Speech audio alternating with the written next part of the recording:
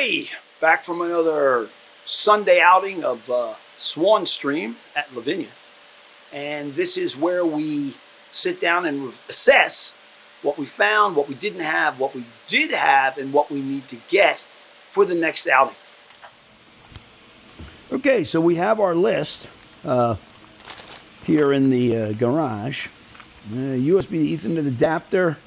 We don't really need that for us, but the Vinya needs it because their laptop is old and doesn't have the Ethernet port. It's a very small laptop.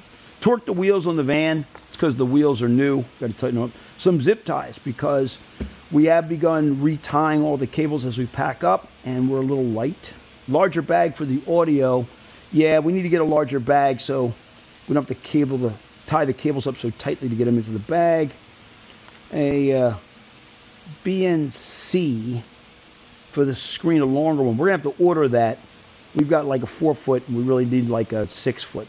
Maybe it's a 3-foot. An angle BNC connector. We need that because we want to be able to attach that to the back of the screen and not have to remove it. RGB cable for the Fumaco controller. We're going to test that today because we've not run that to see what that actually provides us.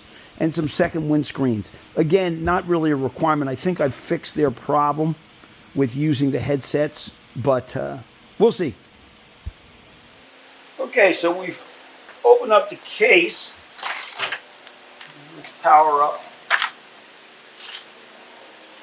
I'm not really worried about everything. Everything worked fine on the rig, so this isn't really a case of us having a problem with anything.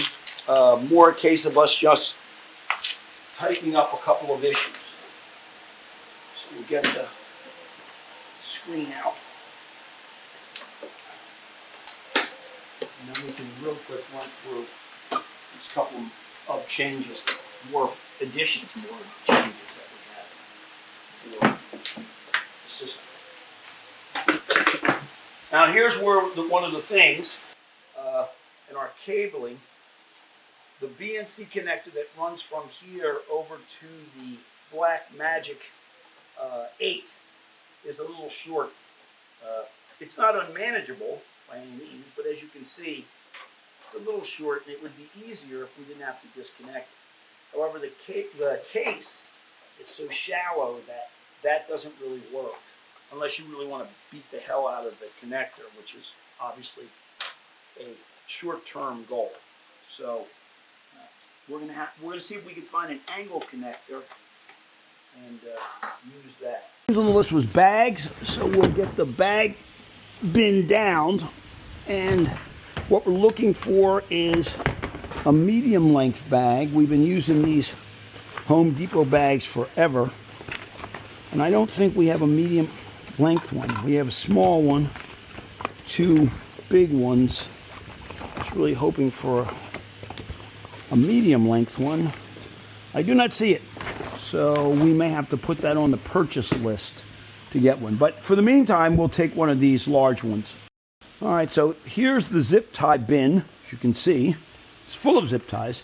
But since we're going out to do gigs with these, we really don't want zip ties. What we really want is twist ties, because what we want to do is at the end of the job, gig, whatever, we want to simply tie the cables up. We have so many of these that throwing these away, in fact, getting any use of these is actually an advantage because they've been collecting forever. As you can see, it's a mess, and you know, we're in a special use it or lose it mode. So we're going to use these for that purpose. Just for fun, we're going to throw in some actual zip ties, maybe a bundle. We don't really need them for what we're doing, but it never hurts to be prepared, and we have lots of room, so throw those in too. Okay, so this is turning out to be a surprisingly unproductive Monday. It turns out we don't have a USB to Ethernet adapter that I thought we did have. We did load the zip ties. That's a positive.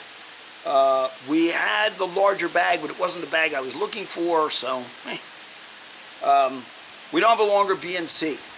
We're going to have to order that 6-foot BNC. They don't, strangely enough, they do not have those in town anywhere. along with the angle BNC connector. Again, seems simple, not available here. The RGB cable didn't do what we were thinking it was going to do, so we're taking that off the list. And the second windscreens are down at the studio, and I'm not sure we actually need them. So that leaves us with two things I didn't read off before. One is checking out how the area AI works. I don't really understand how it works, and you can only do that through the console. And then, oh, I did mention that, and we have to torque the wheels on the van.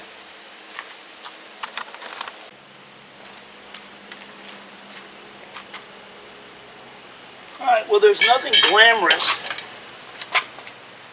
about torquing wheels.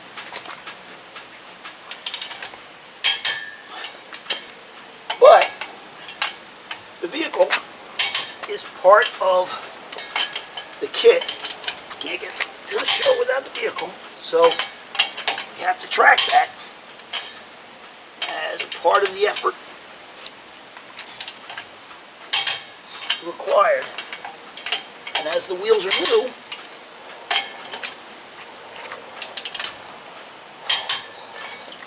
it's one of those things you got to do.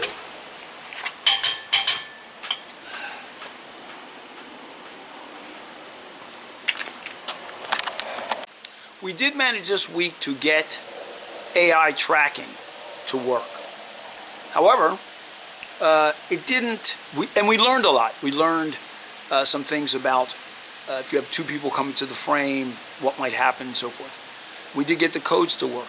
We're trying to get area tracking to work now, and that's proving to be slightly more difficult in that the manual isn't clear and some of the buttons don't seem to work. And more importantly, once we actually get it working, I'm not sure how we're going to make that work from the controller, because all the commands, except for two, seem to apply to the remote. So stay tuned for that. We'll find out what's going on. If you end up liking this video, please hit like and subscribe. It really goes a long way, and we truly appreciate it.